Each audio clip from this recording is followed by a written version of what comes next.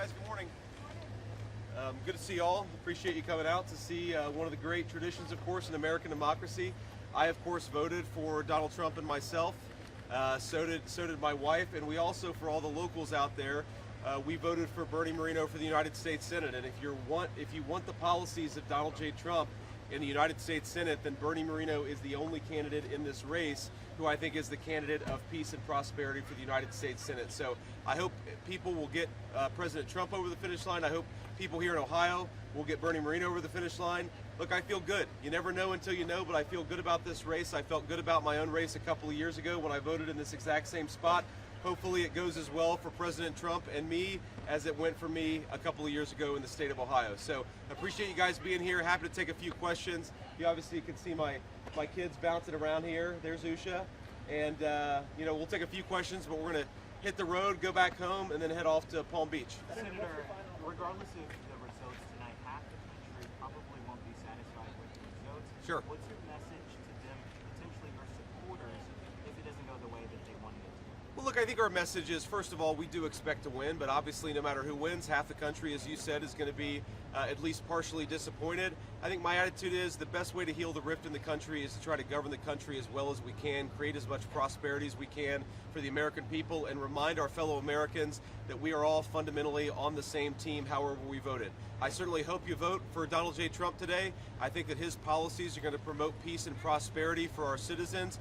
But if you vote the wrong way, in my view, I'm still going to love you. I'm still going to treat you as a fellow citizen. And if I am lucky enough to be your vice president, I'm going to fight hard for your dreams and for your family over the next 4 years. Senator, do you have an opinion on who will fill your Senate seat if you win? No, look, I'm way too superstitious to think about those things. Let's get this election over the finish line. Let's make Donald J. Trump the president-elect, and then we'll worry about what happens afterwards. No, actually, he called me about 3 in the morning, apparently from the plane headed from Michigan to Palm Beach last night. I was in bed at the time. I haven't been able to talk to him this morning. I was going to call him as soon as I woke up, but when I realized that he got back home around 5:30 last night, I decided hopefully he's asleep, and so I'm not going to call him. I'll certainly talk to him probably on the way to the airport or when we land.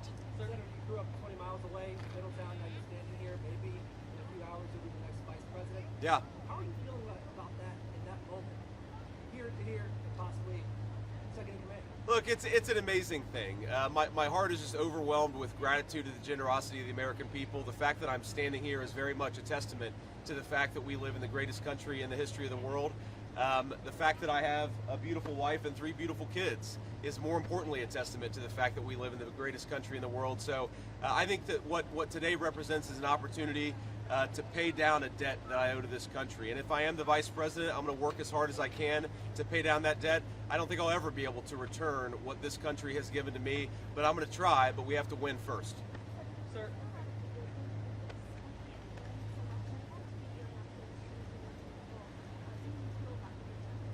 You know, my most important message is we ought to argue, disagree about, persuade each other about politics. That's part of the natural process. But we can't discard friends and we can't discard family members. I think that if we all just recognize this basic principle, that we ought to love people, we ought to be friends with people, we ought to be family members with people, regardless of their politics, that would do a lot to heal the division. I know myself, I've had a lot of friends, not a lot, I've had a few friends who have cast their friendship aside because I decided that I wanted Donald J. Trump to be the winner in the last election and in this election. I think that's a tragedy, and I'm not going to follow that example. I'd say to everybody, whether you're voting for Donald Trump or voting for Kamala Harris, remember, friends and family, that stuff is what really, really matters. We ought to be kind to one another. We ought to treat each other with respect. And fundamentally, what we're trying to do, President Trump and I, is just build the kind of country where our fellow Americans can achieve their dreams. But that's all of our fellow Americans, regardless of who they vote for. We'll take one more question. Senator.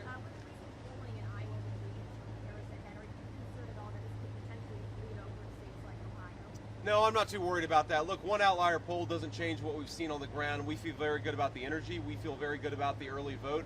But ultimately, the ball is in the courts of the American people. Today is the day. If you don't want an open border, vote for Donald Trump. If you want to get back to low inflation and affordable groceries, vote for Donald Trump. If you want to return the world to peace and stability, vote for Donald Trump. That's my pitch to voters. I really do believe that we can have a golden age of prosperity in the United States of America, but voters are going to ultimately make that choice. I don't worry about any one poll. I think that we're going to win. I really do, but ultimately the voters make that decision. We'll see what they think about this by the end of the day, hopefully. God bless you guys. Thank you.